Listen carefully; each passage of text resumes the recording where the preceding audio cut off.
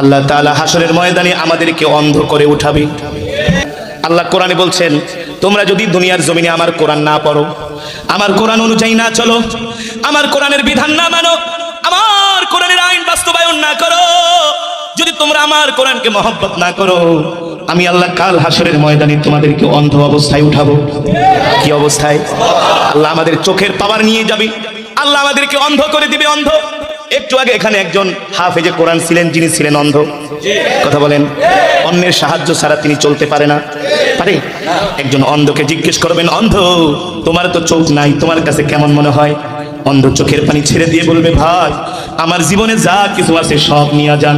আল্লাহ তাআলা কোরআনুল কারীমের মধ্যে বলছেন, আলাম নাজআল লাহু আইনাইন